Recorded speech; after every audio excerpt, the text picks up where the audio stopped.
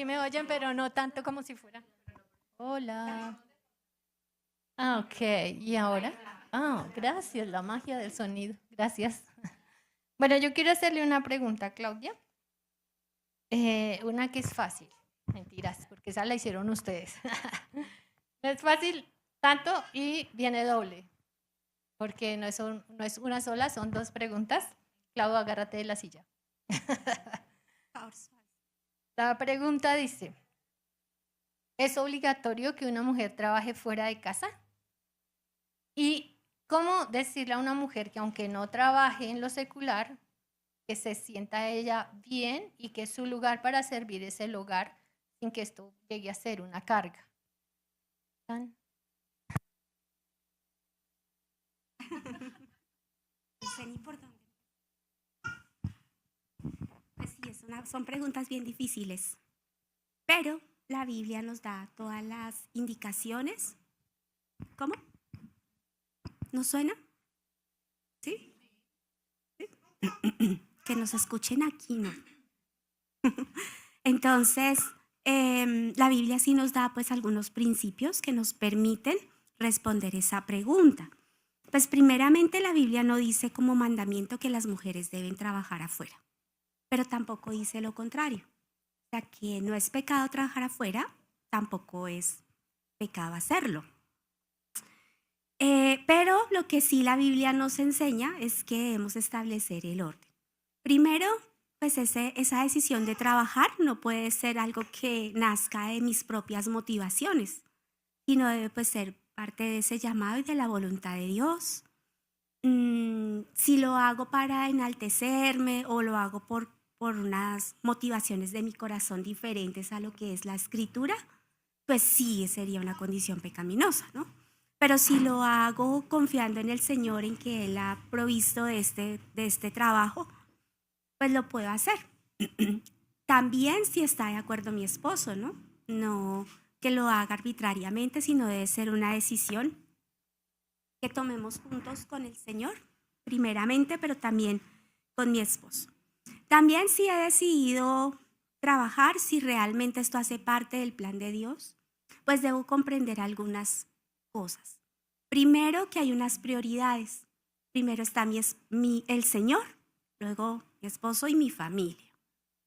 Si invierto esas prioridades, pues sí podría estar en una condición pecaminosa.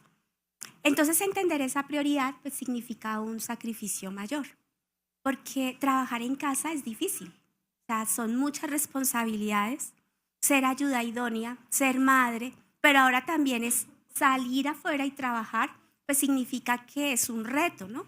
Y que debo cumplir todo. No puedo tener ninguna excusa para decir que porque estoy fuera trabajando, entonces voy a abandonar mis responsabilidades como esposa, madre y también como la persona que debo cuidar mi hogar y cuidarlo en todo. Entonces, si tengo claro esos principios, pues voy a poder hacerlo de una manera que glorifique al Señor en todo lo que hago. Recordemos que en Proverbios 31 pues se habla de la mujer virtuosa y dice que ella trabaja con sus manos, administra su casa, ayuda a los pobres y provee para los suyos. Pero entonces aquí es algo muy importante porque pensaría uno entonces que sí hay que salir a trabajar y resulta que la casa ya de por sí es un trabajo y ya es un ministerio. Entonces si sirvo al Señor y si lo sirvo a través del ministerio que me ha dado en mi hogar, pues gloria al Señor. Pero si me permite hacerlo en mi hogar, pero también afuera, gloria al Señor. Cualquiera de las dos situaciones, pues es una gran bendición que el Señor nos permite tener. Y estos versículos, pues más que motivarnos a hacerlo afuera de casa o estar en casa, trabajar fuera o estar dentro de casa, más que eso, nos invita a que seamos mujeres que en nuestra vida realmente se refleje la diligencia, la sabiduría y el servicio. Esas tres cosas pues son supremamente importantes. Y si vemos lo que está pasando hoy día en cuanto al diseño, el mundo también nos está jalando a no hacerlo, ¿cierto? Nos está invitando a que la vida debe ser fácil, a que o estar relajada, acostada, y pues cada quien mire a ver cómo se sirve, cada quien mire a ver qué come. Y no, resulta que nosotras como mujeres pues somos las que cuidamos a nuestra familia, como lo dice aquí el versículo, ¿no? Es una mujer que administra su casa, provee para los suyos, y proveer para los suyos no es solamente lo material, sino también proveerles que esté preparado un alimento, que estén las cosas en orden, estar pendiente de la vida espiritual también de nuestros hijos. Entonces, la invitación que nos hace este versículo, pues no es a que estemos trabajando fuera o adentro, sino a que seamos mujeres diligentes, que realmente si somos ayuda idónea nos preocupemos por nuestro esposo. Cuando trabajaba veía situaciones como que los hombres llegaban sin desayuno, porque su esposa se quedaba acostada y no los atendía. Entonces, pues no descuidemos. Yo sé que cada familia pues tiene como una forma de organizarse, pero creo que el cuidar a nuestros esposos, el atenderlos, es una forma de, primero, servir, y segundo, también es una forma de cuidar, de proveer, como lo dice acá el texto. También en Tito 2, 3, 5, pues Pablo instruye a las mujeres mayores que enseñen a las jóvenes. Entonces, nosotras las mayores enseñar a las jóvenes, pero las jóvenes dejarse en enseñar. ¿Y qué? Pues a ser prudentes, salud, a ser prudentes, castas, cuidadosas de la casa, buenas, sujetas a sus maridos para que la palabra de Dios no sea blasfemada. Entonces, ese cuidadosas de su casa, pues es algo que nosotras tenemos que aprender, porque realmente tenemos que hacerlo, es un mandato. Entonces, no podemos descuidar esa parte, así estemos afuera trabajando. Entonces, otra vez aquí, este versículo pues nos llama a tener un corazón de servicio, de cuidado del hogar, y no pues de pronto mujeres pasivas que se quedan en cama esperando que antes ser atendidas. Entonces, creo que es algo que nosotras debemos evaluar, revisar, y pues si lo estamos haciendo, trabajar para ser más eficientes en nuestras labores. Ahora, el estar dentro de casa, pues es algo que glorifica al Señor.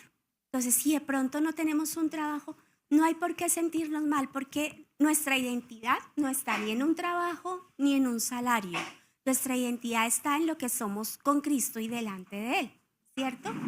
Entonces, si estamos en casa, no tenemos por qué sentir que somos menos.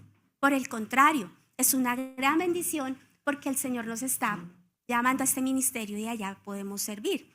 Entonces, cuando nosotras tenemos la perspectiva bíblica y clara de que el estar en casa es una forma de servicio, es un ministerio que lo hago para el Señor primeramente, no hay razón para no tener gozo en eso. Entonces, no habría por qué sentirnos mal de que no salimos a trabajar o que no lo estamos haciendo o estamos solamente en casa. Es un privilegio, mis hermanas, poder hacer estas actividades, esas tareas, porque realmente son un regalo del Señor. Entonces,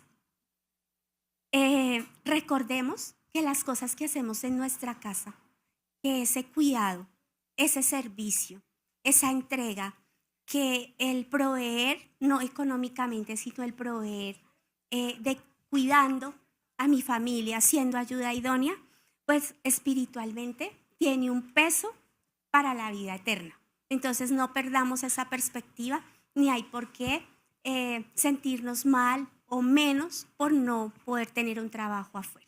Entonces, es una gran bendición.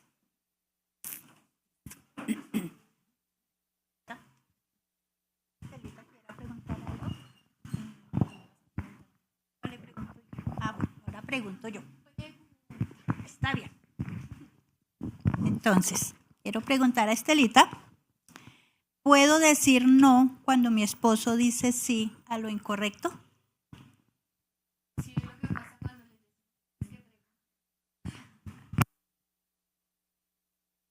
Se ponen pesadas. Es una pregunta que hicieron ustedes y es interesante, es buenísima. Al pecado siempre tenemos que decirle que no, ¿cierto? O sea, nuestro pecado, el propio o el de otros. Siempre debemos estar en contra del pecado, a eso nos llama el Señor. La palabra de Dios dice en 1 Corintios que el amor no se complace con el pecado y no justifica el mal. No estamos para eso. También dice en Isaías 5:20 que no llames a lo malo bueno, ni a lo bueno malo, ¿cierto? Y el pecado no es pecado en magnitud de acuerdo a la persona que lo haga, ¿no? No podemos pensar como ver a nuestro esposo haciendo algo mal o en algún momento a nuestros hijos, y pero como son ellos, no pasa nada. O sea, no tiene tanta magnitud, ¿será? Tiene toda la magnitud, ¿cierto? Cada pecado le costó al Señor Jesucristo la vida, ¿cierto? Por eso Él fue a la cruz. Ese fue el pago que Él dio, el pago por el pecado. Entonces, yo creo que a todos nos pasa que tenemos como una cajonera de clasificación de pecados, ¿no? Entonces, como donde guardo las medias es una manera, pero las camisas se guardan de otro, pero al cabo todo de ropa, pero cada uno va en una clasificación y así hacemos con el pecado. Entonces, las mentiras van en este cajón chiquito que no pasa mucho y este otro pecado lo pongo allí, pero la Biblia, ¿qué dice en cuanto al pecado? Es una sola cosa, ¿cierto? No hay clasificaciones, no hay grandes, no hay chiquitos, no. Unos tienen unas consecuencias diferentes de otras, pero el pecado es pecado. ¿Qué dice Dios en cuanto al pecado? Dice, la paga del pecado. ¿Cuál pecado? Cualquiera que sea, ¿cierto? La paga del pecado es muerte, es una magnitud enorme, grande, y debemos estar en sintonía con lo que Dios dice, ¿cierto? Pensar igual, pero para eso tengo que estar cada día en la palabra, ¿cierto?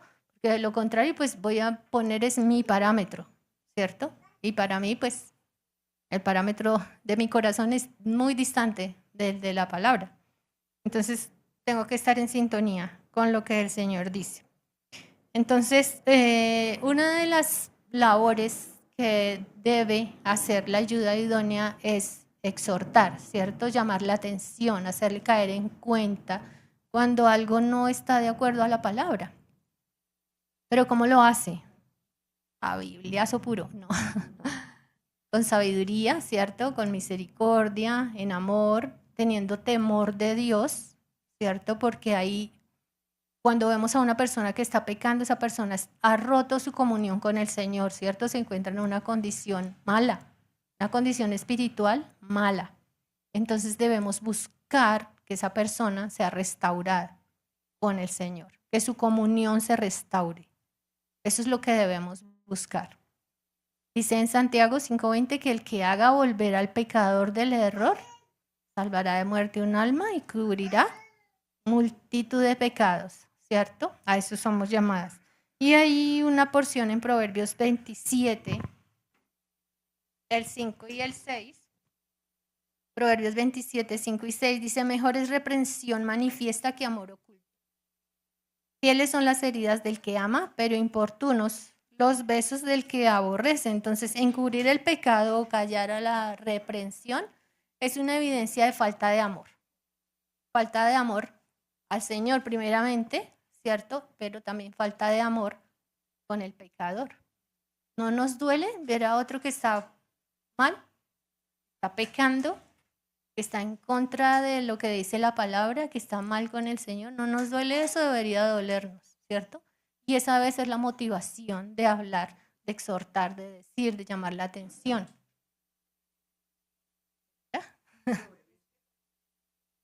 Siete.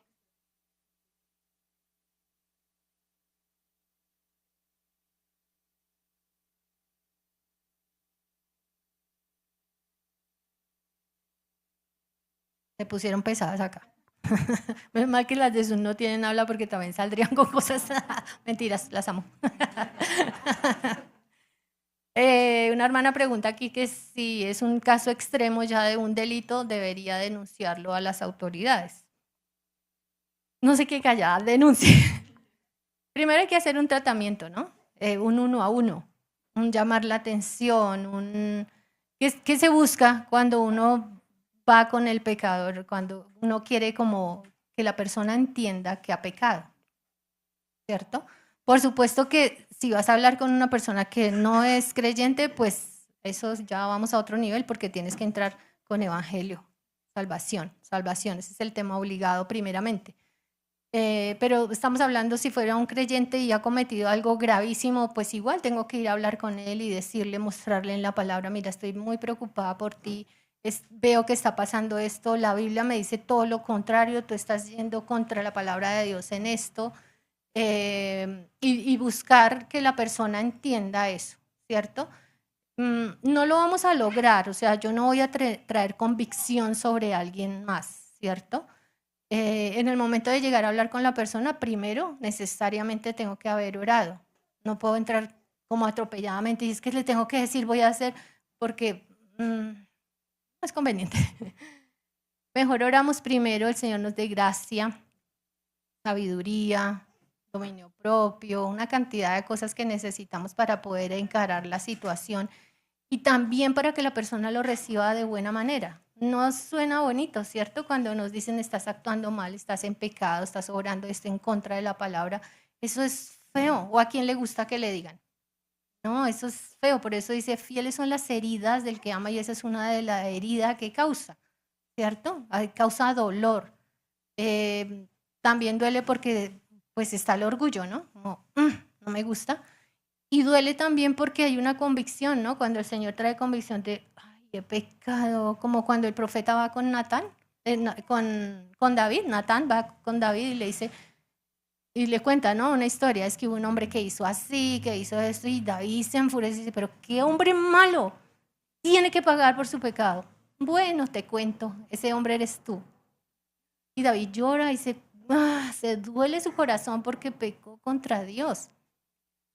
Eso es lo que debemos buscar, ¿no? No vamos a cantarle la tabla a una persona, sino vamos a buscar que se restaure su comunión con el Señor. Entonces, ya después de llevar un proceso así y haber orado y si no hay una convicción y eso, pues bueno, hay que orar el Señor cómo dirige a cada una porque no es como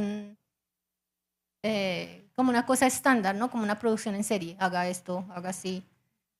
Cada caso tiene unas particularidades y necesitamos siempre estar orando y pidiendo guía de Dios. ¿Qué hago? ¿Hasta dónde me muevo? ¿Es prudente sí o no ir hasta allá a hacer tal cosa? ¿Uso esos recursos o me quedo todavía con los recursos bíblicos, con los recursos de Dios? ¿O paso esa frontera, pero hasta que Dios lo diga? Y en la manera en que Dios vaya encaminando paso a paso sobre eso. ¿Listo? Y bueno, entonces esas heridas de las que habla la palabra, no sé si todas alcanzaron a notar la porción, está Proverbios 27, 5 y 6. Fieles son las heridas del que ama, son heridas, pero no que hacen daño, son heridas que curan, ¿cierto? Eso es lo que buscamos. Y aunque pues una herida siempre va a doler, ¿cierto? Pero la herida esa herida específica busca sanar. Como ir al cirujano. ¿Vas a usar una cuchilla? ¿Va a abrir? Sí, porque tiene que sacar lo que nos sirve, ¿cierto? Entonces es una herida que va a generar un beneficio finalmente. Y pensando, bueno, pero es que le debo fidelidad a mi esposo. Sí, pero primero le debo fidelidad a Dios. Nuestra sujeción como esposa va a depender de nuestra sujeción al Señor.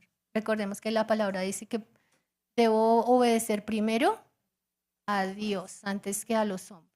Entonces, el que yo exhorte, el que yo le hable por medio de la palabra y le diga, estás mal en esto, no tiene que ver con falta de respeto o con irresponsabilidad o algo como eso, sino todo lo contrario. Porque el no hablar, el no exhortar, el no llamar la atención, el no hacerle caer en cuenta, ¿saben qué me hace? Me convierte en cómplice, ¿sí? Inmediatamente. Entonces, él está pecando y ese es el pecado suyo, pero somos una sola carne. Entonces, yo estoy viendo que está haciendo eso y yo no digo nada, entonces ese es mi pecado también. Si yo no le llamo la atención, es mi culpa, es mi responsabilidad, señora.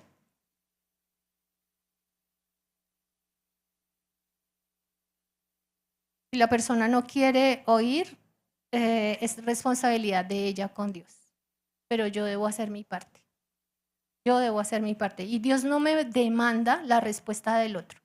Cuando yo voy con otra persona y yo le hablo, le digo, le exhorto, le muestro con la palabra, hago el proceso como debe ser delante de Dios, Dios no me dice, bueno, si la persona no responde es culpa tuya. No, no.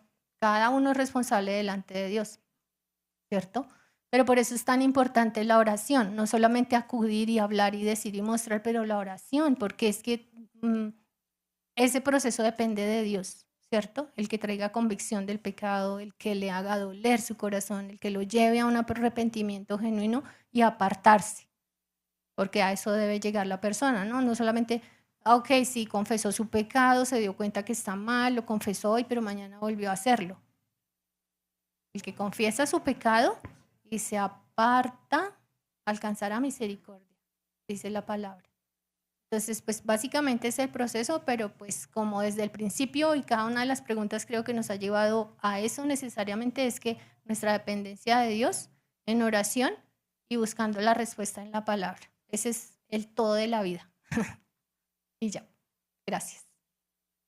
¿Alguien quiere preguntar?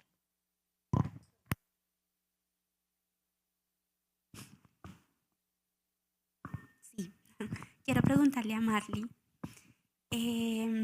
¿cómo podemos trabajar y cuidar el corazón de nuestros hijos?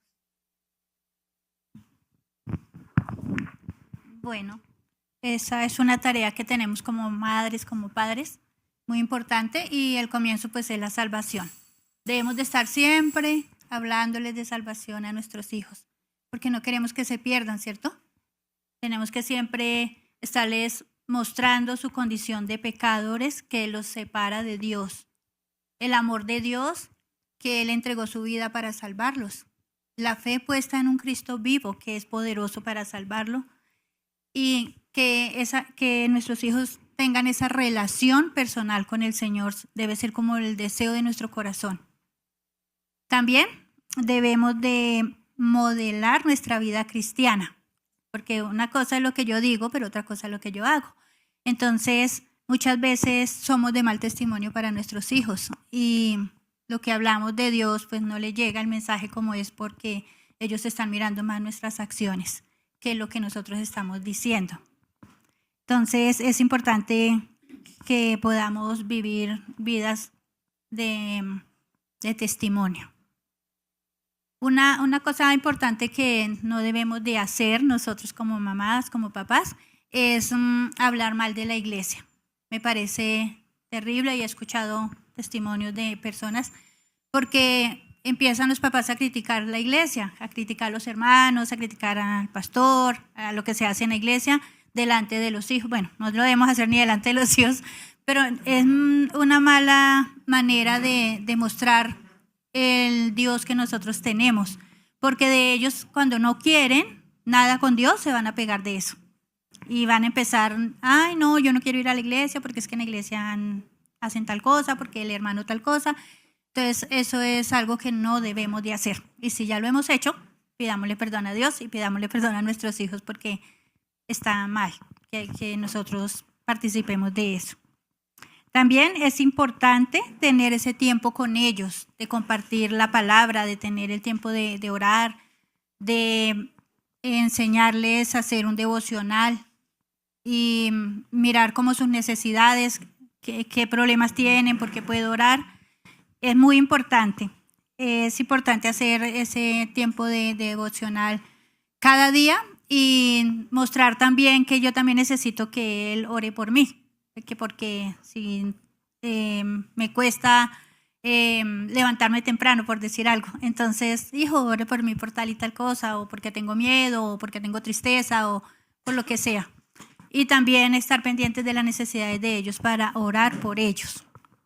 También es importante, a medida que vemos que ellos van creciendo en su fe, darles privilegios. Entonces, por decir, hoy va a orar por el devocional que vamos a hacer, o puede enseñarnos algo de la palabra de lo que ha aprendido, y ellos se sienten muy motivados a querer seguirlo haciendo porque porque ven que los tenemos en cuenta, que ellos también pueden ser útiles, que ellos también entienden la palabra. Eso es importante. También es importante apoyarlos en todo lo que ellos quieran hacer para el Señor. No los limitemos. Si quiere aprender a tocar un instrumento para alabar al Señor, pues apoyémoslo. Si quiere estar en la escuela dominical de niños o lo que se hace en la iglesia, apoyémoslo, los campamentos. Es muy importante. Yo recuerdo que yo oraba mucho por mi hijo porque él recibió al Señor ya casi siendo mayor de edad, casi a los 18. Y al comienzo él iba al campamento, pero después ya no quería ir porque decía, ay, yo ya sé lo que van a hacer, yo ya sé lo que me van a enseñar. Entonces yo siempre lo animaba, oraba mucho, porque la oración es poderosa. Lo escribía y luego empezaba a orar para que el Señor fuera quien lo convenciera de que él quisiera estar allí. Y muchas veces también me ofrecía a ir a servir allá en la cocina para, mira, vamos a ir los dos, yo también voy a estar ahí. Es animarlos a que quieran hacer las cosas para Dios. Y siempre Dios es bueno y Dios siempre provee para las necesidades de ellos cuando nosotros queremos hacer las cosas bien con el Señor. Entonces, esto también me parece muy, muy importante. Bueno, recordemos que cada hijo es único y no todos van a actuar de la misma manera. Bueno, yo solo tuve 2 hijos, pero solo crié uno. Pero sé, porque al relacionarme con otras mamás que tienen varios hijos, me doy cuenta de las circunstancias. Entonces, cada hijo es único, hay que tratarlo de una manera diferente, pero igual enseñándole siempre la palabra de Dios, porque la palabra de Dios es la que es viva y eficaz. También debemos de ser pacientes, persistentes, no desmayar si no vemos resultados. Pero confiamos en que Dios está haciendo algo en sus corazoncitos, así uno no lo vea, pero nosotros seguiremos haciendo la labor que Dios nos ha llamado de enseñar la palabra, de orar por nuestros hijos, de ser buen ejemplo para ellos, de apoyarlos en todo lo que ellos quieran hacer para Dios. Y bueno, algo muy importante que debemos de hacer, sean pequeños, sean grandes nuestros hijos, sean adultos, es orar por ellos. No desmayemos en orar por nuestros hijos siempre. Miraba aquí en la palabra, en el libro de Job 1:5, dice la palabra de Dios. Cuando pasado en turno los días del convite, Job enviaba y los santificaba. Y se levantaba de mañana y ofrecía holocaustos conforme al número de todos ellos. Porque decía Job, quizás habrán pecado mis hijos y habrán blasfemado contra Dios en sus corazones. De esta manera hacía Job todos los días. Entonces dice que Job oraba por cada uno de sus hijos, o sea, específicamente por cada uno. Y dice que lo hacía todos los días. No hoy y dentro de un mes y después cuando los veo que están haciendo cosas mal, entonces ahí sí vuelvo otra vez a retomar la oración. Es todos los días. Si no son salvos, oremos por salvación. Si ya son salvos, oremos porque ellos crezcan en la fe, porque permanezcan firmes. Porque hemos visto ya cómo nuestros hijos, algunos de los hijos, se apartan del Señor. Y son creyentes, pero el mundo les ganó y están fuera. Por eso es importante que estemos siempre orando por ellos, que el Señor los ayude en todas las tentaciones, en todas las luchas que ellos tienen, porque si nosotros como adultos tenemos luchas, imagínense los jóvenes. Entonces es muy, muy importante estar orando por ellos.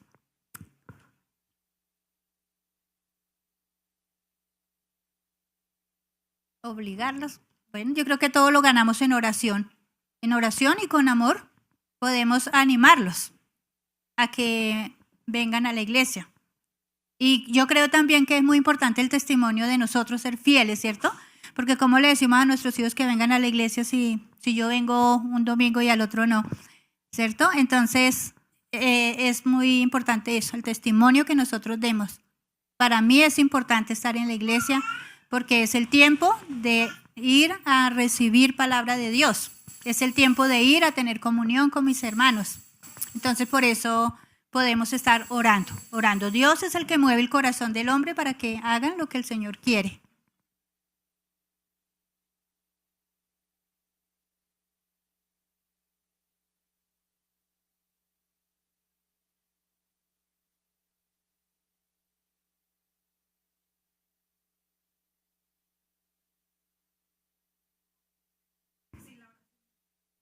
Sí, si él quiere orar, él puede hacerlo.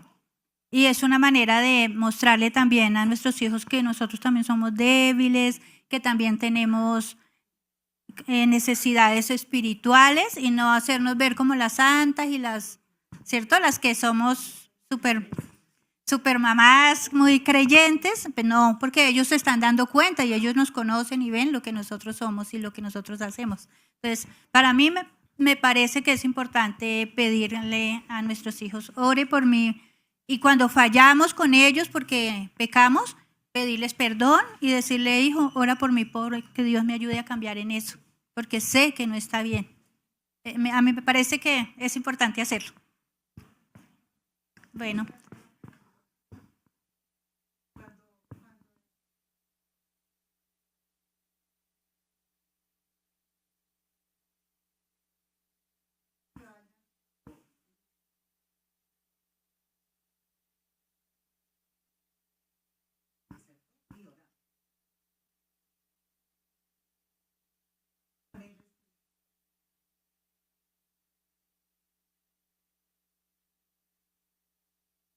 Sí.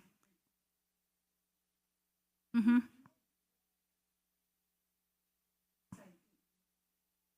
No, pues, siempre es como confrontarlo siempre con la salvación.